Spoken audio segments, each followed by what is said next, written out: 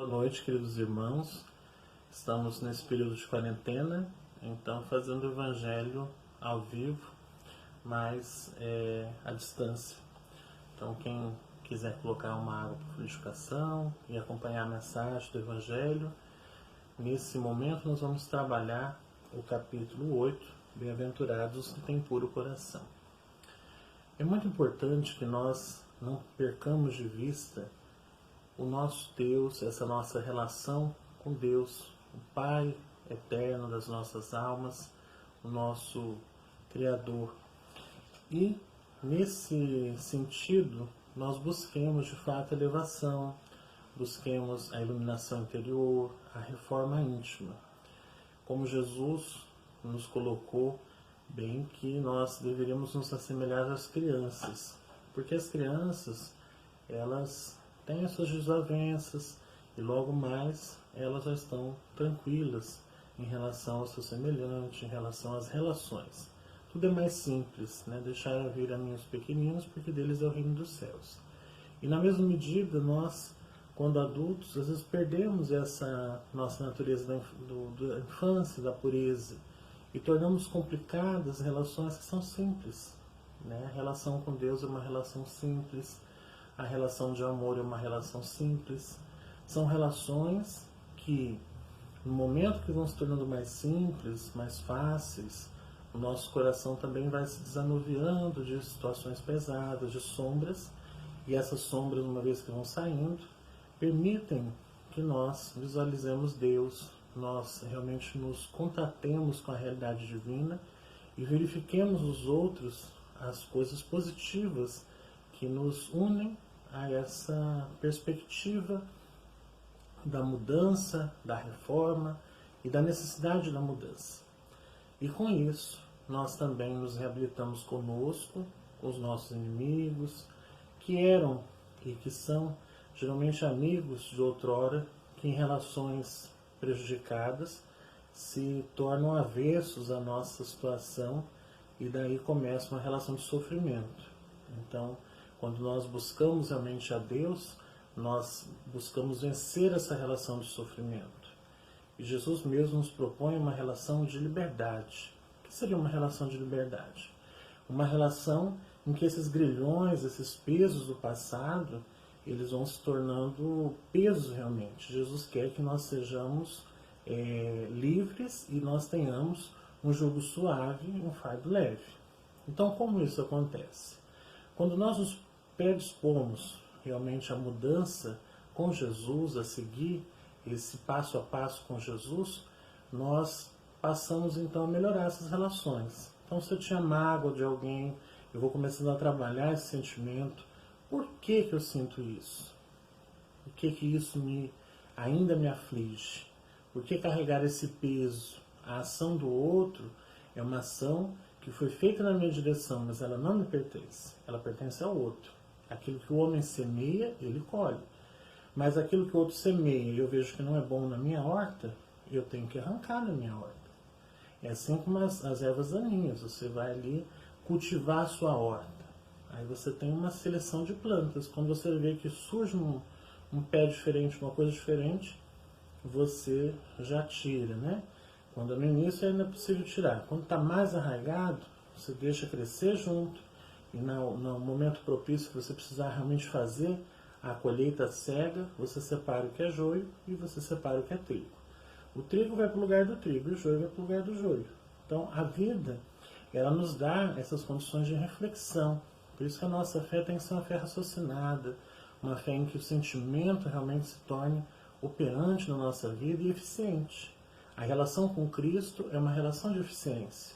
E bem-aventurados os puros de coração é uma relação de eficiência no campo da visão. Nossa visão, o olhar direto, esse olhar que eu vejo as coisas apenas. Mas esse olhar do sentimento, esse olhar que permite que eu veja no outro, que o outro tem fraquezas, mas eu também tenho fraquezas. Se o outro errou comigo, mas quantas vezes eu também erro com os outros? Se os meus familiares não são os melhores do mundo, mas será que eu sou um familiar tão legal também?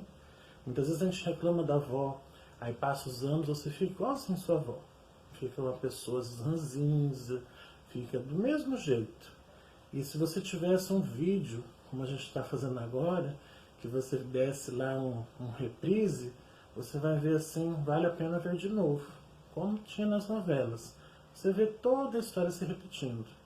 E nesses romances espíritas, nessas nossas obras que nós temos dentro da coletânea de André Luiz e de tantos outros médios que são maravilhosos, nós vemos que essas histórias elas nos perseguem de uma geração a outra geração, né? De uma reencarnação a outra reencarnação, e essa roda, essa saga viva vai até que a gente limpe de fato a nossa ótica. É como a história da vizinha.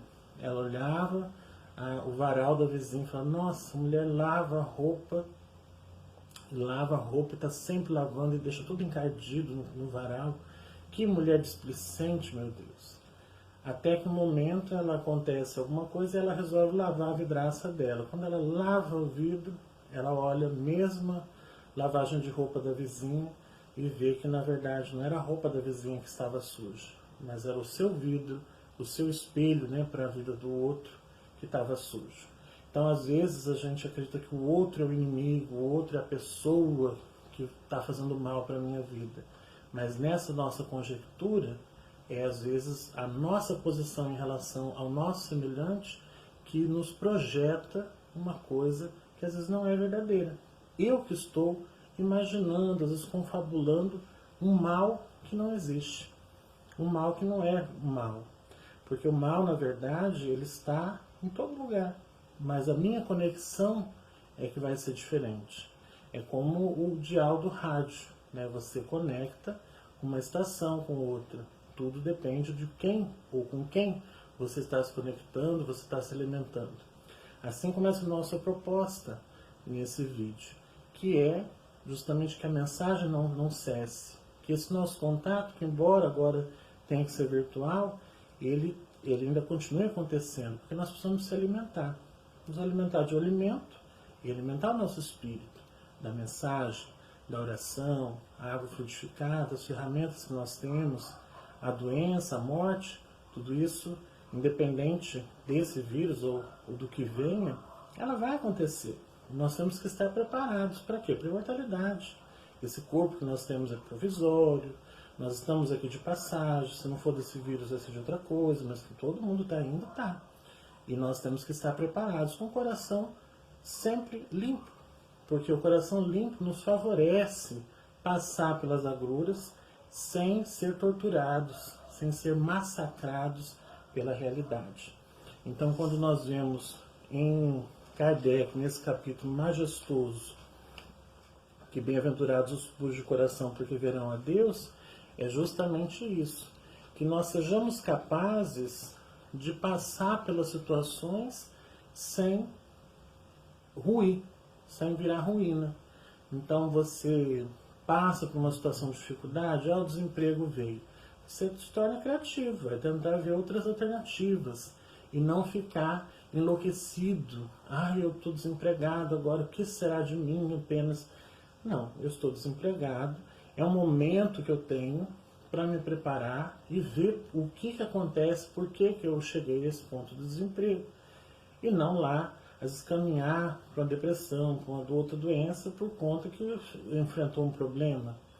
E às vezes os nossos filhos, a nossa família, quando a gente não tem esse preparo da evangelização do Espírito, não procura realmente conhecer o Evangelho, vem a dificuldade, você não tem uma casa edificada sobre a rocha, você tem uma casa edificada sobre as areias. Quando vem a chuva mais forte, a casa não aguenta, ela rui. Né? E assim as nossas crianças, nossos filhos. Por que a gente tem que evangelizar? E até os de mais idade. Porque quem está já na beira de passar para o outro lado, a pessoa tem que estar evangelizada para ela fazer uma passagem mais segura. Quem ainda tem muito tempo para ficar aqui, também tem que ter evangelização para quê? Para aguentar esse processo. E quem está do outro lado também tem que ser evangelizado para quê? Para parar de atormentar quem está aqui e o daqui parar de atormentar quem está lá. E a gente tem uma relação mais saudável, porque é muito legal quando nós temos amizades saudáveis, gente saudável. Hoje na rede social, eu estava olhando uma amiga que está andando com a outra, elas estão abraçadas, e quando vem um ônibus, a outra pega, dá uma abraçada na outra e para a outra cair sobre as rodas do ônibus. E por algum motivo a outra não teve o crânio esfacelado, tudo. E aí ela levanta e a outra pega, faz aquele cara de horror, nossa, e abraça ela de novo e continua. Mas a gente que está assistindo da câmera vê que foi a outra que empurrou. E nesse empurrar o outro, é uma tentativa de homicídio, mas a outra nem percebe o que aconteceu. E assim a gente está andando com uma pessoa que é tão terrível, né? Mas Deus tem um livramento. E você vai parar de andar com essa pessoa? Não, você vai mudar essa pessoa para ela não te empurrar mais. Você vai se tornar mais firme para não cair mais. Não é a queda que nos faz fracos. A queda, ela nos prepara para você ficar em pé, você aprender a ficar em pé. Quando nós estamos na nossa infância, como Jesus falou assim, deixai-vos a mim os pequeninos, porque deles é o reino dos céus. O que a gente aprende com a criança? Nós aprendemos com a criança e a criança ela cai muitas vezes até que ela aprende a ficar em pé. Ela vai, engatinha, ela tenta ficar em pé, cai, ela vai andar de bicicleta. Nós temos muitos de sabores até que a gente aprende a ficar em pé. Paulo apóstolo dizia, né? Quando eu era menino, falava como menino e discorria como menino. Quando eu chego a ser homem, eu abandono as coisas de menino, porque ele cresce na fé. E assim somos nós. Quando nós passamos a ter visão espiritual, nós crescemos na fé. E aí as coisas que são difíceis, elas vão ficando mais fáceis porque eu tenho mais conhecimentos. Quanto mais eu conheço, menos eu sofro. Assim é a senhora de idade, né? Muitas vezes a mãe está lá desesperada, não sabe o que fazer com a criança, e ela que já viu tanto, né? Chega ali, ô fulano, faz um chá assim, dá um banho assim, Quando pensa que não, passou aquela aflição, aquele problema, a criança fica bem. Um conselho de uma pessoa de mais idade, um campo de visão mais aberto, produz resultados muito melhores. Então nós temos que ter fé, né? Nós temos que ter ciência, nós temos que ter conhecimentos para quê? Para vencer os escândalos, né? Vencer os problemas que se apresentam, né? Quando você vê aquele problema grandioso chegando, o que você faz? Você desespera? Não, você tenta se distanciar, observa a relação. Jesus falava que nós temos que falar sim, sim, não, não. Nós temos que ser objetivos na fé, ser objetivos no que queremos, saber qual o papel da família, qual o papel nosso, qual o papel nosso diante do trabalho, diante das coisas. E com certeza nós vamos encontrando as soluções. Bem-aventurados os puros de coração, por quê? Quando está chovendo, você não vê apenas a chuva, você vê as possibilidades. A possibilidade que você tem, às vezes depois da chuva, de cimentar seus campos, de prosperar. Às vezes nesse tempo de crise, quem foca em soluções fica muito bem de situação. E fala, né? A crise cresce, né? Na crise se cresce. E assim na vida espiritual também. Quanto mais dilemas nós temos, mais situações amargas, mais possibilidades nós temos de encontrar com Deus. Assim Jesus, na crucificação, nos momentos mais graves, foi o momento que ele mais ascendeu, preparou os 500 na Galileia e ascendeu, né? Ele foi em luz para a vida espiritual, nos mostrando como é que a coisa acontece. E foi um momento de maior abandono. Veja que na crucificação, naquele processo de caminhar, de ter os açoites, né? de ser ali assassinado, naquele período todo, foi o momento em que o Cristo teve mais encontro para com Deus e nos mostrou como é que a gente se encontra com Deus. A gente se encontra com Deus nos momentos mais duros e mais amargos. Momento fácil, larga a porta que leva à perdição. A porta estreita, essa é a porta que nos aproxima de Deus. Esses momentos de crise, na verdade, não são para nos enfraquecer, mas para nos mostrar como nós somos pequenos diante da grandeza de Deus e como nós temos que nos aproximar cada vez mais dessa realidade divina. E nós temos essa capacidade latente de entender esses processos, desde que a gente não tenha os olhos fechados. Se você fecha os olhos, né, e Ah, eu não quero saber de nada, não vou para lugar nenhum, não vai dar nada certo. Então a sua vida fica estacionária. Agora, quando você realmente se posiciona, se projeta para uma realidade espiritual equivalente, uma realidade espiritual que seja realmente promissora, que caminhe na direção do Cristo, você abandona essas coisas sombrias e vai para essa realidade positiva. Coloca a luz no seu coração, coloca a luz nas situações. Como que a gente coloca a luz? Nós oramos mais, nós mentalizamos mais, nós agimos melhor, nós falamos menos abobrinhas, né? Trabalhamos para falar coisas melhores, projetamos melhor o nosso falar, a nossa leitura, nos educamos, nos policiamos, nos disciplinamos para quê? Para que a vida não cesse de crescer, para que a nossa alma não cesse de lapidar o seu espírito, para que nós sejamos de fato as joias diante da grandeza divina e nós realmente encontremos o melhor dentro dessa realidade. Que nós possamos, nesse período mais amargo, não sermos os disseminadores da angústia no coração dos outros, mas que nós sejamos aqueles que levem mensagem de esperança, que levem realmente de fato, né, mensagens positivas, escute uma boa música, partilhe coisas boas, saiba deixar uma mensagem para a pessoa que você sabe que está sozinha, que está em dificuldade. Você projetar realmente na sociedade onde você está inserido, na sua comunidade, o melhor. Seja uma pessoa melhor, um cristão melhor, um espírito melhor, um cidadão melhor, um filho melhor, e seja capaz realmente de passar a realidade dos outros uma realidade bem melhor. Não vai ser, né, apenas, né, a higienização de mãos, né, a higienização de roupas e calçados que vai fazer a diferença. O que vai fazer a diferença, de fato, vai ser a higienização dos pensamentos, a higienização das suas palavras, a higienização das suas atitudes, porque isso salva também. Isso é tão importante quanto cuidar do corpo, é cuidar do espírito. Afinal de contas, nós somos mais espírito do que a matéria, claro, né? E nosso papo foi muito gostoso até agora. Estou sentindo aí que a plateia virtual está se deleitando. E a mensagem nossa fala da simplicidade. Ser feliz é simples. Amar é simples. Gostar das pessoas é simples. Entender o próximo é simples. Amar o outro é amar na mesma proporção que você ama a si mesmo. É amar na mesma proporção que você gostaria de ser amado. Como Francisco de Assis, personificando o Evangelho, nós temos que dar, fazer o que nós pudermos. Faça tudo o que você possa.